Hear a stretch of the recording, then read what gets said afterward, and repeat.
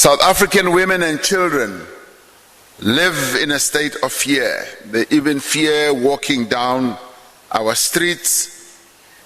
They fear using public transport as well. They have a fear even going to the post office, and particularly there are heartbreaking, often really heart-rending stories of how women have been attacked all around. Now, this is a serious indictment on us as men and in the end as a nation. We will do our part as a government to do better in this regard.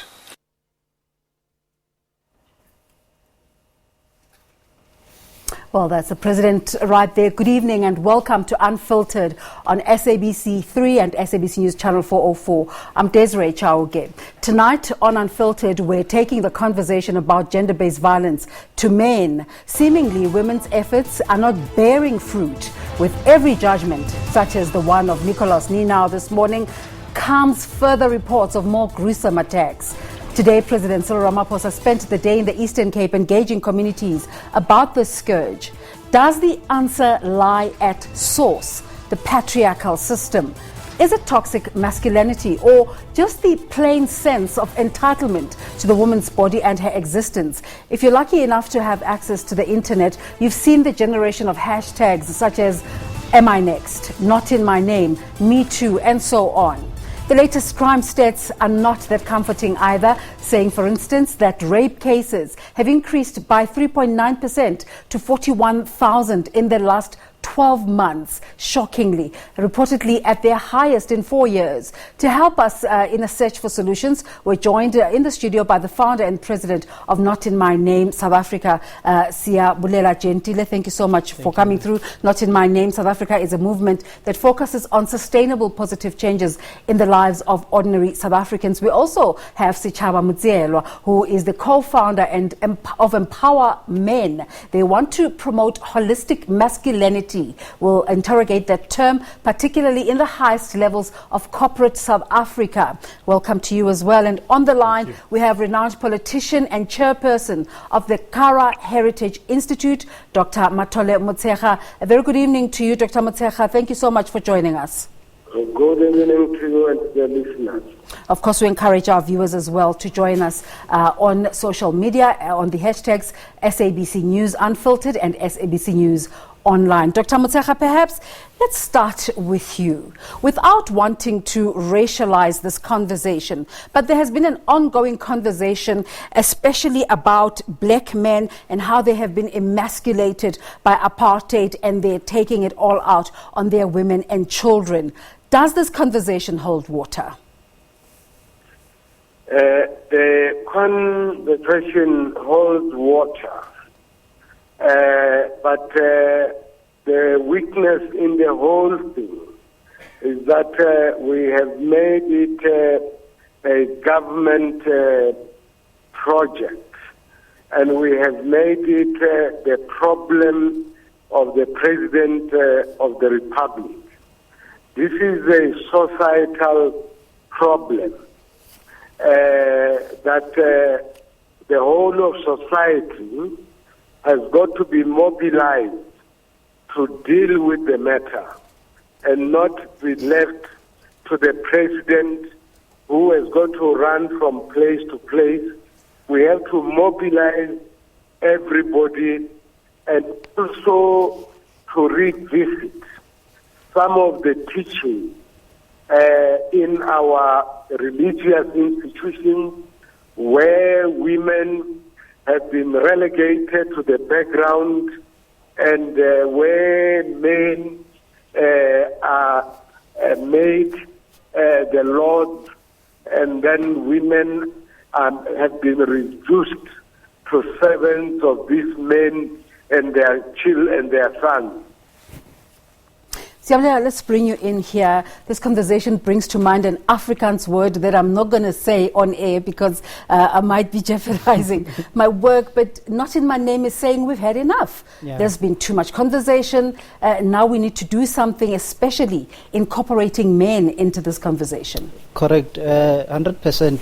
And I like what the doctor said. To add on that, it calls for all of us to mobilize, especially men. In fact, the founding documents of Not In My Name South Africa dictates that we mobilize sectors, we mobilize organizations, we mobilize individuals to stand up against not only gender-based violence, but social injustices in general, to say, not in my name. It cannot be business as usual that we just sit around and appreciate statistics going up. And just to say again that it is important that men become part. They do not only become part of the conversation, but they lead the conversation, because we are beneficiaries of this patriarchal system, which puts us as men on top of the social hierarchy and puts women at the bottom. There's the same system. And you're saying that's not the case. I'm saying that the system puts me as a man on the top of the social hierarchy and puts the woman at the top. And as a man, I need to admit that I'm an immediate beneficiary of the system. That is why I'm saying, for the conversation to be progressive, it's going to need all of us, especially men, to say, you know what, I admit that I am part of the problem. In fact, as a man, you are either a perpetrator or a potential perpetrator. That's why I'm saying this, am I next, in fact, should be us men to ask ourselves, am I the next rapist? Am I the next Nicholas Nino? You know, and start from there to interrogate ourselves, because this system teaches the girl child from a very young age to be submissive, and it teaches the boy child to be aggressive. And then as these two people grow up, there's difference in gender relations. So yeah, it's important for men to lead the conversation. You've been very vocal and involved in the Nicholas Nino case. What are your thoughts about the judgment today? Correct. As Not In My Name South Africa, as we've been saying the whole day, that we welcome the judgment and we are happy with where the case is currently at the moment, and we are hoping that the justice system come 16th, 17th of next month, they will do the right thing and send him away for a very long time. We are calling for life without parole. We are saying that Nicholas Nino must go away and never come back. That will send a very strong message to other perpetrators as well as potential perpetrators.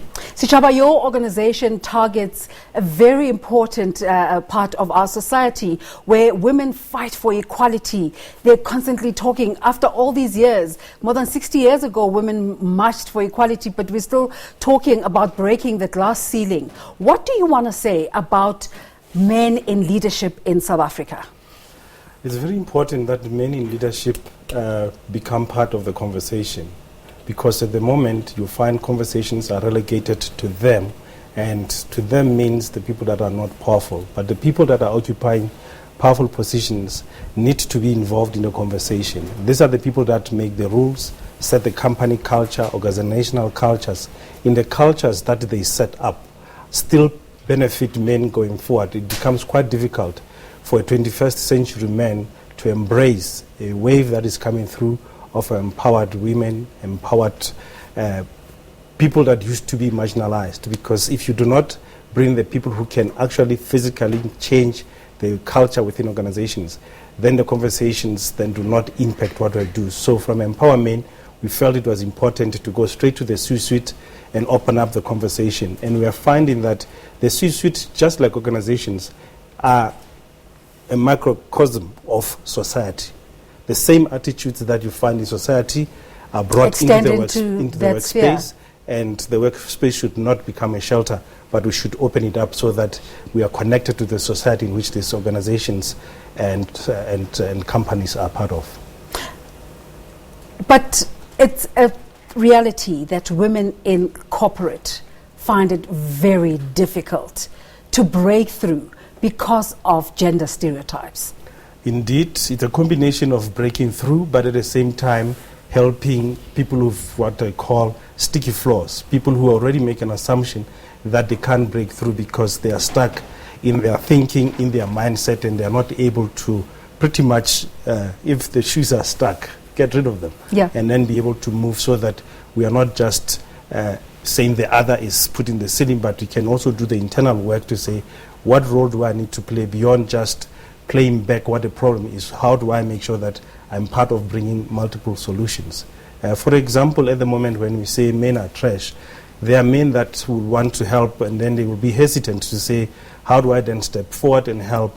Will I get into a conversation that's going to say, we are not needed, you are part of the problem, even when genuinely are saying, how can I be part of the solution? Because as we were saying earlier, if you are the perpetrator or a potential perpetrator, be part of the solution so that we have an equal society. It's unacceptable that more than half of our population fear the other. And we are all one nation. And indeed, that's what we're seeking to find here in this conversation, encouraging South African men to contact us, come through to us at the SABC Unfiltered. Tell us what your thoughts are, what you think you can do as a South African man to bring about solutions in this conversation. We're going to take a break. We'll be back in a moment.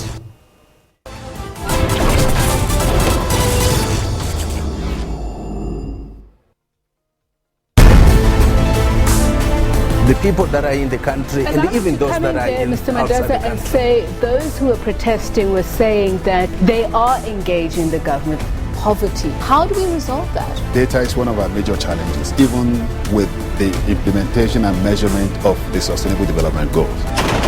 Is the continental body fulfilling its mandate in terms of peace and security? They have not been consistent. There has been no political will. A huge fault. A huge body with no teeth to solve African problems.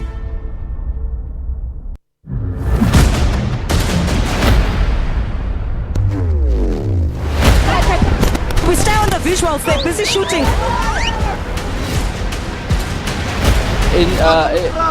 We drove around this.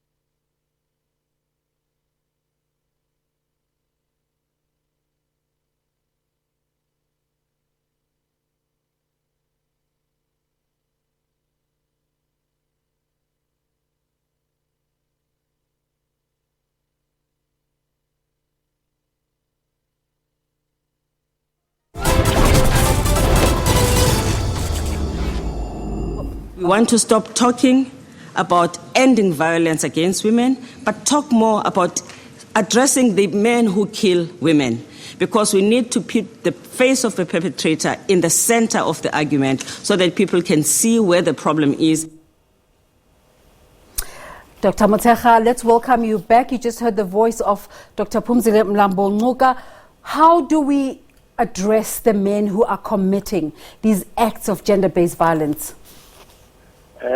Our icon Nelson Mandela told us a long time ago that African religion is no longer a superstition, but an equal religion, and he referred to the principle of Ubuntu Butu as the principle that we must use in the search for a new moral and social order. The Western religions that we have inherited, they are the ones that entrench patriarchy. Before the advent of these religions, all African people believed in and worshipped a women supreme being.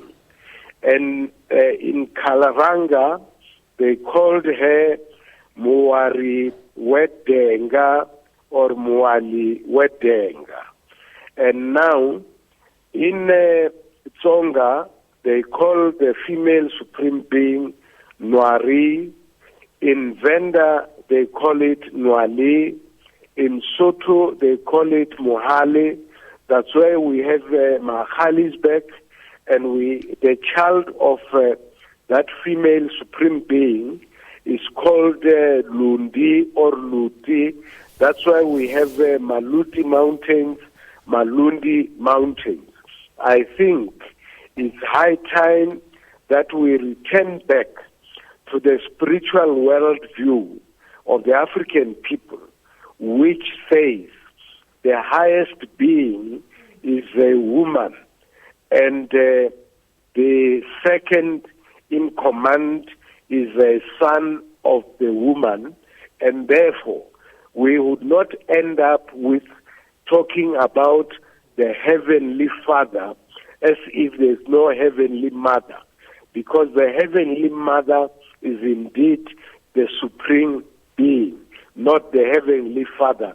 The heavenly Father is a child of the heavenly mother. We really have to be brutal about this matter, because this patriarchy, which is attributed to Africans, does not come from the African spiritual worldview. It comes from the Western spiritual worldview. Well, those are quite interesting concepts to think about. But Siyabulela, Ipsos just released a report saying that there are women within society who find it normal that a man has to display his masculinity in society. In the work that you have started under Not In My Name SA, do you find that there is such a sense? Yeah, true. And that, in fact, that is one of the things that makes our work difficult, because, and I always say this, that this system we call patriarchy has survived for so long because it has had some women as its guardians. And it becomes difficult for you to start having a conversation just around equality, just around not only just around gender-based violence, but basic human rights, to see the next person, whether they are female or male, as an equal to me. And yes, you have people like that, but I again, just to take a few steps back, that this is a societal issue, and that is why the conversation, as much as we're saying must be led by men, women must be part of the conversation. All sectors of the society must be part of the conversation, because these rapists, these Nicholas Ninos, these Sandile Manswes, they are part of us as the society. We make them in the society, and it's going to take a collective as a society to make sure that we are going to keep gender-based violence or violence in general, because men are violent, and even myself as a man, I'm afraid of other men. I can drive out and get hijacked by other men. So yeah, you do have those women, but you also have equally men who are like that, who still believe in those societal hierarchies that say no. There's no value in communication. Exactly. So yeah, we need both, and it's gonna take a lot of opening up from both sexes, from everyone, to sit down and say, guys, but this way of thinking, this way of living, is not taking us forward as the people. We need to change and reevaluate some of the decisions that we've made. We need to unlearn. It's no longer about learning now. It's about unlearning everything that has been entrenched in us as we're growing up. And that is where the work must be done in the society. Chaba, in your work, are you finding a pushback? Amnesty International has brought in its voice to say the levels are alarming of gender-based violence also in corporate. Do we have a sense of how much the prevalence of the scourge in corporate? I think it is as equal as you'll see in society, as I said, because the people that are in corporates are the same people that come from society. What we are finding is that there is a hesitation. But you would think that in that environment it's more progressive and more modern, and people think differently. It is very subtle. Yes, you'll think that it will be overt, but it is very subtle. That is why in our work we want peer-to-peer conversations, so that CEO can call out another CEO, chairman can call another chairman, and say what you are doing in your organization, in your life, it can't be not to be part of us. It's just so that we can also call each other out. So when you do discover that a peer is engaging in these activities, what to do then? I think that's why I say you need to call them out, because if you do not call them out, then you become part of the problem. But it usually works when it's peer-to-peer. It's very easy to dismiss it if it's somebody that, if they look eye to eye, they can pretty much put you in a box. Either you are a young man or you are a young woman, or whatever the category is. But if it's a peer that you respect, and a peer that if they call you out, you know that in the industry, in the country, your name is no longer going to be held in high esteem. And we need those conversations to happen and give men the language that they can allow them not to make walls, but to really open up conversation, because sometimes people don't get into conversation because they don't know how. So finding the resources, the support that says, let's open up the conversation, particularly in the corporate space where power is used to put people down versus power used to impact society positively at large. Okay, we've encouraged our viewers to take part in this conversation, particularly South African men, and let's take a look at some of the tweets that have come through. Unapologetic saying yes, it can, provided that the law enforcement actually make arrests timelessly and judiciary stop giving bails to sexual offenders until the sentencing. Let's take a look at another tweet. Ronia saying harsher sentences won't solve anything. Parents must play a big role in educating young boys on how to treat women. Charity begins at home. I'm more in agreement with that one. Let's take a break. You're watching Unfiltered. We'll be back in a moment, continuing our conversation about how South African men can stand up and speak up about gender-based violence.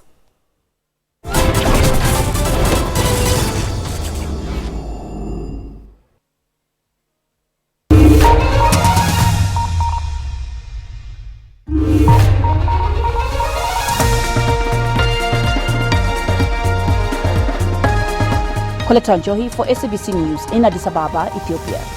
Leon Sanyange, SABC News, Entebbe, Uganda. Christo Chamringa, SABC News, Beni, Democratic Republic of Congo. Sarah Kemani for SABC News in Accra, Ghana. Phil Ihaza, SABC News, Abuja. Daniel Kijo, SABC, Dar es Salaam.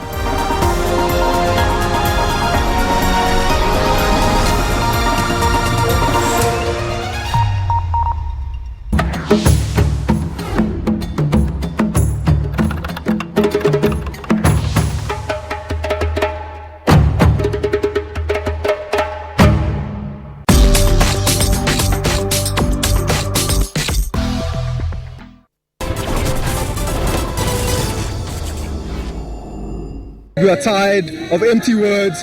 We want action. Going from school to school, mobilizing all young men and showing them the right direction. Well, that same pure and protective intent when you look at your daughter, your sister, your mother. I just want us all to start and do exactly that. All right, those are some of the voices coming out about this conversation. And as I was saying earlier in Ipsos poll, saying 1 in 10 people believe husbands have the right to physically attack a partner. And this is according to a poll that was conducted face-to-face in face-to-face interviews with 3,600 people across the country. Quite an unsettling statistic there. I don't know how you feel about it. Let's welcome back our guest. Dr. Motshekga, let's come back to you again. As the Kara Institute, how are you engaging with the conversation about men taking charge in this conversation about making it stop already?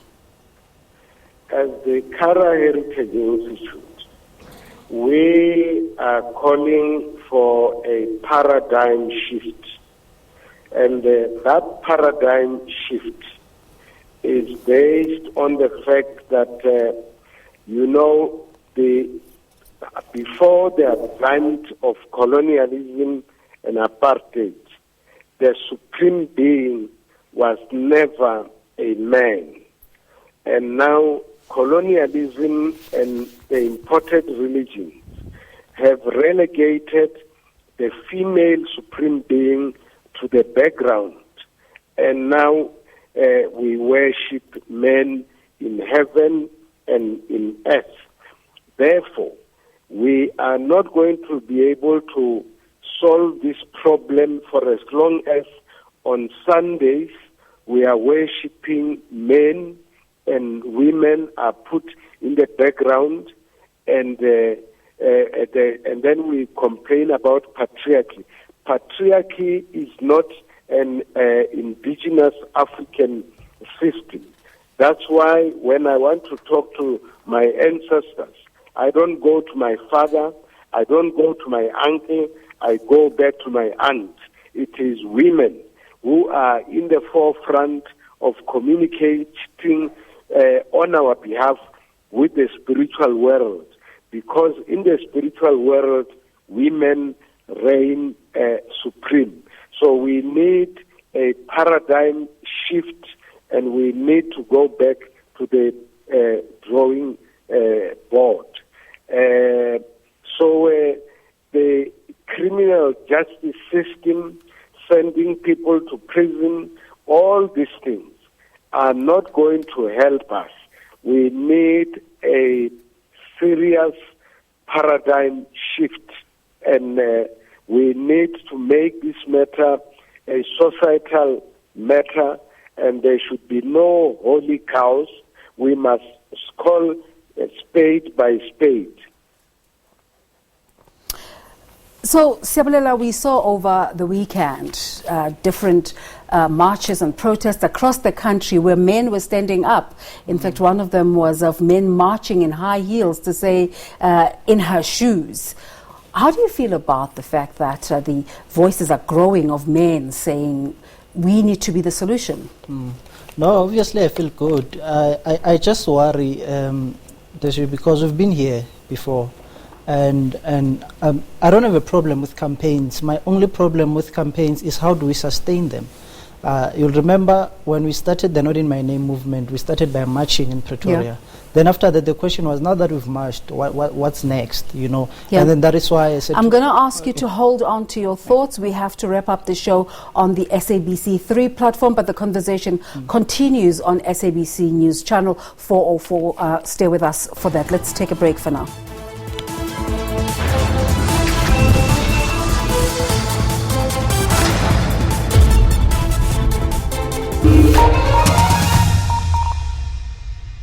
Many often share their worry about artificial intelligence taking their jobs away. The truth of the matter is that artificial intelligence does a lot of things faster and better than humans. That machine didn't make itself, it was made by a human being.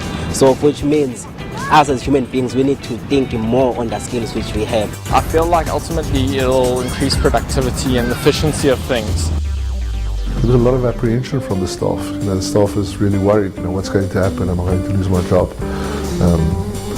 Is machines going to take over the world? The reality of the matter is, though, that the future is a blend of humans. I don't like the sound of it too much. The fourth industrial, on Network every Sunday at 8:30 p.m.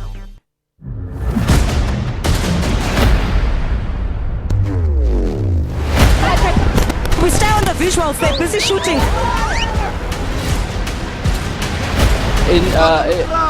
We drove around this.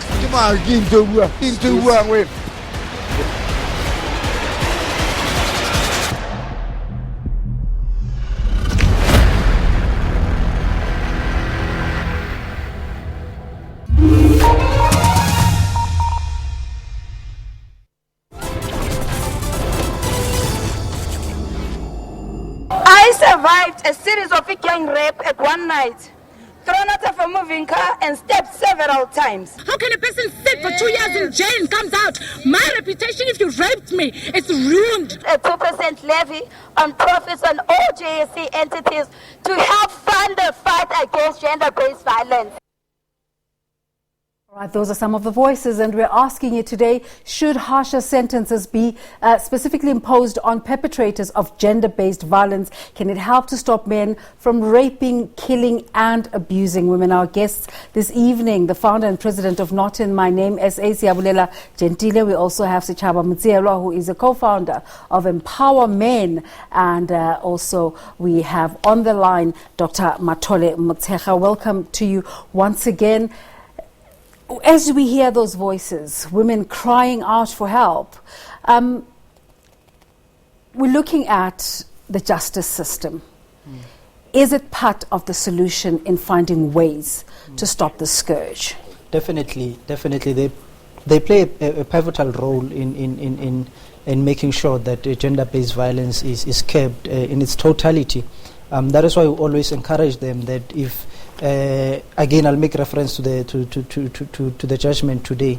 A person like Nicholas Nino, for example, has confessed. You have no reason to want to give them parole or to say you are giving them a less harsh sentence. We're having that conversation about Bob Hewitt today. Exactly. So the justice system plays a very, very crucial role, and we need to, as movements that are made up of men mostly, like Not In My Name. We do have women, by the way, it's mixed, but most of us are men. We need to rally behind them, and when they make a call such as that one to say that the justice system needs to come on board, because it's true, we've dealt with cases in Mamelodi, in Garankuwa, throughout the country, in King Williamstown, in Klerksdorp, in all over the country. You know, you get a sense that impunity is so entrenched in these perpetrators, because they know I'm in tomorrow I'm out. And another thing, the justice system, yes, can take these guys, and it can serve as a deterrent, of course, but we need to also check our prisons are flooded, they are overpopulated,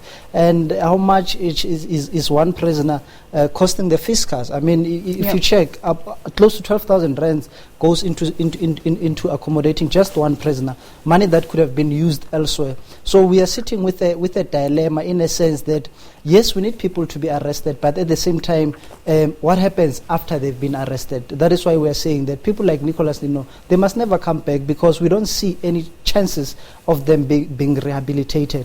So yeah, to answer you, the quick and short of it is that we need not only the justice system, we need women, we need men, we need government, we need the corporate sector, we need everyone, in essence, to be part of a broader conversation that will make sure that, just quickly, another example I'd like to make for you, go to a hospital today, you look around at these newborns and ask yourself, which one is going to be a rapist here? Which one is going to be a murderer? Which one is going to be a pastor? Which one is going to be a business? You can't tell the difference. And what social conditions are going to prompt them to become that way? Exactly. That tells you that something happens between the period between birth and death, and that is the process that we call socialization. That we can start to take charge of. That we can start to take charge of. That is why Not In My Name South Africa is busy now with programs that are proactive in making sure that we start with young boys, with young girls, we talk to everyone, so that we avoid, because it won't help us to come out every time when there's a case such as that of Uyinene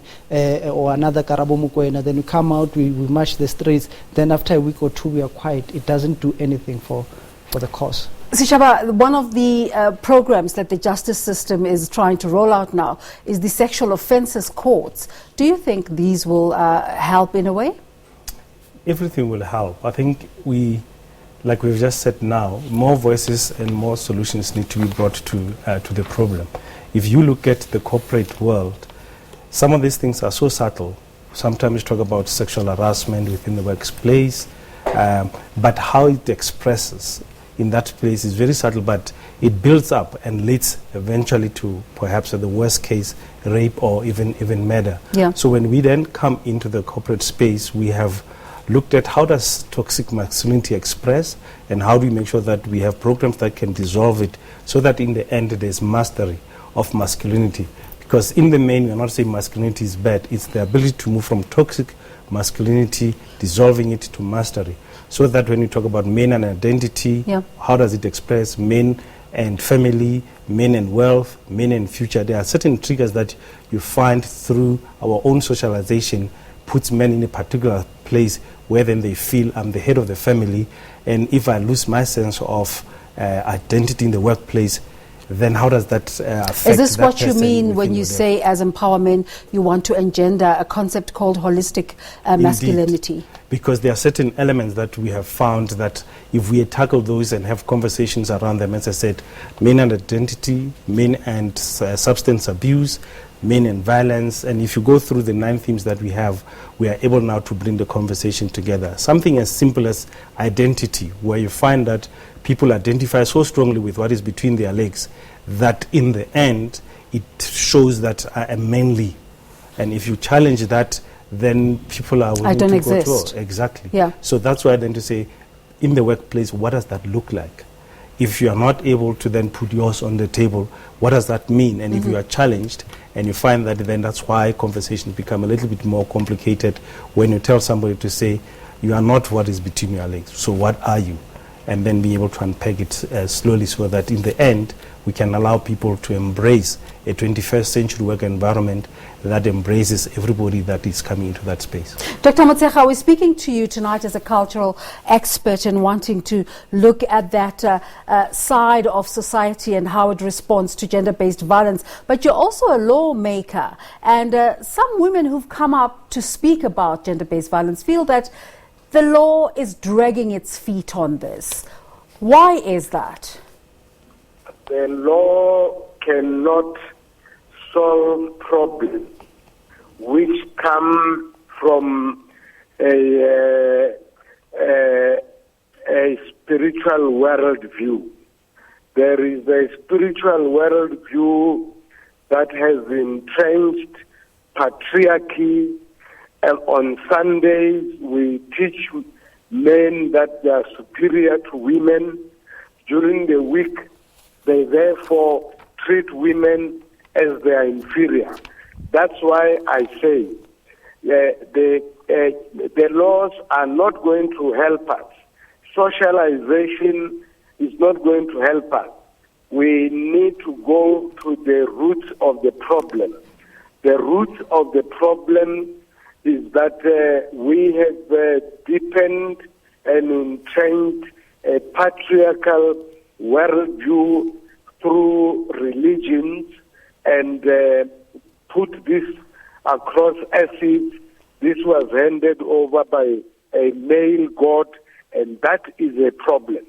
So we need a paradigm shift, because this patriarchy was man-made, is maintained by men. It has to be changed. Because when we socialize people, we are against socializing them into a patriarchal system. I hear what you're saying, Dr. Motshekga, but women have to look to the law as a sort of recourse, don't they? In the meantime, we have to look at the law, but I'm saying that the law is not going to solve the problem. It will be just a remedial action. We need a radical moral and social transformation. That radical moral and social transformation must be accompanied by a serious paradigm shift. We need a paradigm shift. All right, we've also asked our viewers to take part in this conversation, and let's take a look at some of the points that have been coming through. Keith Peacock saying most gender-based violence is within relationships. Harsher sentences might make communities feel better, but it will never be a deterrent. Quite a pessimistic view there. Stephen Omolongo saying, yes, offenders must do hard labor, work. No to... Okay, I don't understand what that means, but our viewers can tell us what that 5-star hotel means in terms of this conversation. Yinka Olaito saying, I think men, and especially South African men, should take responsibility against femicide and stop blaming apartheid effect. For how long will this continue? Dr. Motshekga, let me bring you in again here, and I wanted to ask you this from a cultural point of view, and I'll ask the same question to the rest of our guests. The conversation about men not being willing to walk away from relationships when women feel this relationship is not working for me. We had a story coming in from KZN about 2 weeks ago of a father who just decided to be spiteful to their partner for wanting to walk away from a relationship and killed 4 of their children. How should South African men psychologically and emotionally be having conversations about a good way to end a relationship? These men have really been dehumanized, and therefore, although they have been dehumanized, they also go on to dehumanize women and see women as objects and therefore there is a need to rebuild a new African man. The type of African men that we have now are subhuman beings, and because they are subhuman beings, they see women as even the worst subhuman beings. So we need to build a new African man, and I want to maintain that building a new African man, we cannot achieve that through the law enforcement officers, because our correctional services are full already, and in those centers there's no rehabilitation, and even people convicted of petty crimes are sent there. They come back as hardened criminals. So we have a much deeper problem that cannot be solved by government, by the correctional centers. It's a societal matter, but above all is a matter that requires a paradigm shift. And we must stop this thing of saying there are certain holy scriptures which have ordained men and put them above women, because there's nothing like that. All these holy scriptures were written by men, and when it suits them, they amend them from time to time. Sichaba, part of your founding documents speak to the dissatisfaction with men's inability to navigate coexisting with empowered women. That is a huge problem. It is very big. As I said, if you start from a premise that you are a man, you are a provider, you're higher, and then a woman is lower, and then suddenly you actually find that it's a myth. It's not a reality, that we are all human beings to start with, and as we are all human beings, our interactions should be on the same level. And how we then have a relationship together, if you have not changed your mindset, changed the way you frame how you have relationships with the other, basically in this context a woman, then it becomes quite a big of a challenge. That's why even the role models that are in corporate are still very masculine and patriarchal. And we are saying until we break that down, even the women that look to occupy those spaces, the boys and the girls that want to occupy those spaces will just pretty much be the new that thing, instead of dissolving into a level that people can actually become partners. But part of the power relations in this space are about men who are even more empowered and are able to give supposed partners even bigger benefits, to the extent that when a partner elects to leave the relationship, there's seemingly more to lose financially. How are you having those conversations? So that's why I said when you look at men and wealth and men and the future, they use wealth as an expression of their manhood and holding the other at ransom to a large extent, where they say, I'll starve you of everything and you get to be dependent on me. That therefore allows me to control and power over you, versus allowing a system where you actually realize that you are actually raping in that sense, but using a different form, because it's all in a mindset. You can almost see if that power did not have the financial resources, they could actually resort to a physical resort in a way. So this conversation with the C-suite allows them to say there is a way that you're expressing the same kind of violence, but it may not necessarily be physical. It could be financial, it could be however. And then making sure that women are aware also when they are in those relationships that this is a very unequal and a very abusive relationship. If I do not change it, I might end up in a situation where I could be killed, especially when it comes to a point where I say I want to move on and move away from the relationship. Sichaba Mtsielwa is a co-founder of Empowerment. He's in the studio with Siabulela Gentile, who is the founder and president of Not In My Name. And on the line, we have Dr. Matole Motshekga. Stay with us to continue this conversation after this break.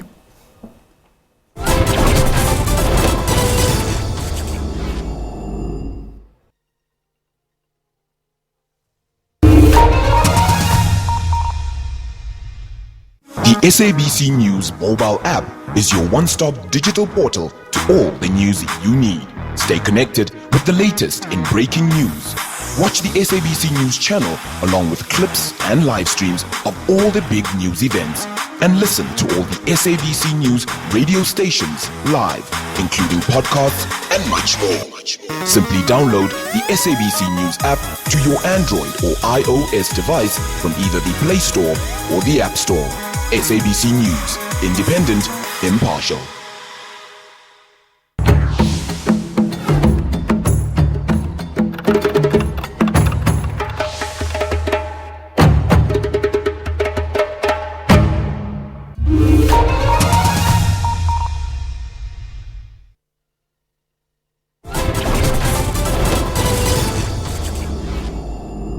University should take a more victim-centered approach to all the gender investigation processes, that a victim shouldn't have to perform her pain. We need to respect the ownership of women's bodies, that they own their own bodies, and men shouldn't feel so entitled to our bodies. People who have nurtured us and people who have brought us up are in danger, and it starts with me saying no. Some more of those conversations around gender-based violence. It has been a big story alongside xenophobia in the country, and in a way they are linked. Sibulela, welcome once again. And when we look at Not In My Name, most of the time we associate you with the Nicholas Ninau case, and you're working on a whole other projects around the country. Tell us about those. That's true. And I'm glad, in fact, that you brought that up, because there's been a lot of conversation just around that. Not In My Name only focuses on cases that are on television or cases that involve... You're trying to be superstars. We're trying to be superstars. You know, we're the first people to be there. We only focus on cases that involve celebrities or prominent figures. And it's not true, because you'd find out that, in fact, these cases form just about 10% of the work that we do. Just when I was driving here now, I was talking to a guy from Velcom. He's going back to court. Someone is trying to kill him because they spoke against rape in the workplace. And tomorrow morning I must call the team and say, guys, we need to assist these people. So there's a whole lot of cases that we're working on the background. But we found in all of these cases, and Not In My Name is a national movement now. We're no longer only based in Gauteng. We're the only province that we are not in. We don't have a footprint is the Northern Cape, and I'm hoping someone is watching right now will contact us and say, I want to champion this program there. But the common factor in all these cases is entitlement, as one of the voices was saying there. We found that men feel entitled to women's bodies, and I worry when the doctor says this thing cannot be curbed by socialization, because just getting back to what my colleague was saying, just around provision and exerting your masculinity through provision and what you can bring to the table.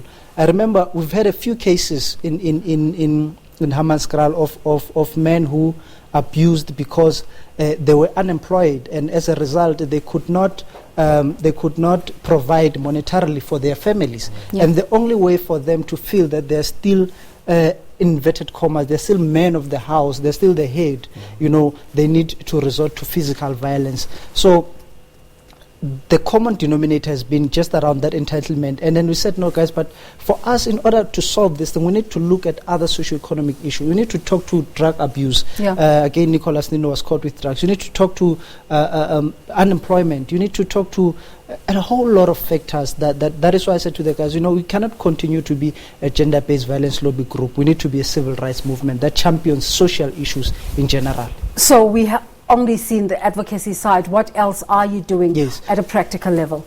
Exactly. Or some of the work that we're doing is around, we've got a program called Not In My Name Bafundi, which is a boys and girl scout program. It's just around life skills. We take them to camps, we take them hiking. We've got other programs which we call Not In My Name Imbizo, which is a discussion for men only now, whereby there are no women. And then we also have other discussions that are championed by our female members, where it's women only. And then we have other conversations that we have for every one of us. Again, another thing, maybe we can partner on that. We've developed a gender sensitivity training program for the workspace. Just after the issue of multi-choice 2 years ago. We said, if the people in the and I like the work that is doing. The women in the corporate space, they're also oppressed, so we've got another program that deals with that. But there's a whole lot of other issues that we are doing that are not captured by media, of course. And Sechaba, because these women are seen to be empowered, they're scared to speak up sometimes. They are scared, especially because they will have seen what will have happened to the ones that were empowered and they spoke up. And also remember, when you speak up, sometimes you stand alone. And as you stand alone or you stand up, it's like the tallest tree will always catch the wind.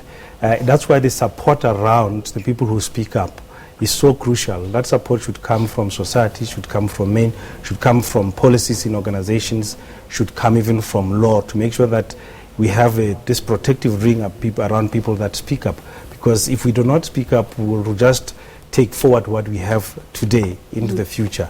When we look at even the role models that I said that are in the workspace, sometimes those role models got there not necessarily through what we'll embrace as holistic masculinity, but a one-dimensional way of expressing masculinity, and people look up to it and say, that's how I need to be when I'm in that position. And then you put a different person, they just express the same thing. It's also quite important that we don't make men feel that they are under attack and have to retreat. We need to pull them out of the corner where they may feel there's such a big movement. Men are trash. And in the end, then they say, there's no more point of me trying to engage. I've already been labeled. I might as well just resign to it. And by resigning to it, you allow and give space to this toxicity to continue to express itself within the workplace. Dr. Mutega, we've spoken to you about your life as the founder of the Kara Heritage Institute. And we've also spoken to you as a lawmaker. But another role that you play is that of being a husband to a woman who is seen to be empowered, the Minister of Education, of Basic Education in the country. And we were talking to Sichaba here. He was saying that his organization, one of the things they speak to is about men's inability to navigate coexisting with empowered women. How do you navigate this space? First and foremost, I see my wife, who holds senior positions than me, as an equal, and perhaps even more equal, because as I interact with her, I find that perhaps I even qualify to be one of her sons or daughters, because she can multitask. She can do much more than I can do. So I'm much more convinced that women really are capable and even more capable than us as men. But the difficulty comes when men do not want to accept that they are not superior by nature. And they must accept that there are women who are more capable, and the majority of these women are more capable. They carry a child for 9 months, give birth to a child who can talk, who can eat, bring up the child. When the child has been brought up, that child suddenly thinks that it is more powerful than someone who brought it up. It's all artificial. And therefore, I think that it's not just a question of entitlement, it's a worldview that we must deal with, it's a paradigm that must be shifted. I'm very happy with my wife. And for instance, when I wake up in the morning, I have ideas as to what I'm going to do, and I test my ideas with her, and she overrules me, and I accept what she says, because more often than not, her advice is better than my own view. I don't think that any man should be afraid of a woman. Women talk less, but women are deep thinkers. Women have deep insights. If we can just accept that they are human beings and perhaps more human than we are, we won't have problems. But we also need to know that there are also socio-economic conditions and also problems of drug and alcohol abuse. When men cannot deal with challenges in life, they resort to alcohol, they resort to drugs. But women who are facing challenges, they don't resort to alcohol and drug abuse. They think of how to fend for their children, to show that they are more superior than us. I don't know if our viewers agree with you on that point about women talking less, but this is where we're going to have to let you go. Dr. Motshekga, thank you so much for taking part in our conversation tonight. Thank you. All right, as we wrap up the show, let me bring the conversation back to our in-studio guests. Siyabulela, it's been an ongoing conversation and it doesn't seem to be letting up. How do we wrap it up and make it disappear? No, as I said earlier, that it's going to need each and every one of us to get their hands dirty, and I advocate for socialization. And one thing that I want to caution against as well is that we don't want to have a situation whereby 100 years from now our children are sitting here discussing how to dismantle matriarchy. So I always say that we should relate with each other as people, as humans, rather than men are this and women are there. That is why I've dedicated my life and the work that we are doing to dismantle patriarchy, to make sure that there can never be an equal How did you get to make this decision? opposite. Because I've sat down with people who are involved in these things. Growing up, I've seen violence. I've seen it at home. I've seen it in the township where I grew up in. And I realized that, no, but the problem here seems to be this gender here, because it feels that it is more powerful. And religion, it plays a crucial role in the oppression of women. Culture does that as well. You know, media, a whole lot of things. So just in closing, I need to say that women and men need not see each other as us and them. You know, this is a societal issue. We are brothers and sisters. With time tied, Sechaba, your organization is a fairly new organization. What impact are you hoping to make? Our impact should be in the C-suite, with the executives. That's why when the conversation was taken to the JSE, we're quite happy, because the C-suite need to realize that they need to be more active, because they set the tone in organizations, and those walls of organizations need to be opened up because they are an extension of society, so that we can tackle as we wrap up the conversation, let's take a look at your responses, our viewer, to tonight's poll, where we were asking you if harsher sentences will work, and 61% of you say yes, 20% say no, and 19% say maybe. Let's continue the conversation on our social media platforms, and let's say thank you again to our guest tonight, Siyabulela Gentile, who is the founder and president of Not In My Name South Africa, and Sechaba Motshekga, co-founder Empower Men, and Dr. Motshekga from the Kara Heritage Institute. Thank you so much for making the time to watch tonight. Join us again next week, Monday.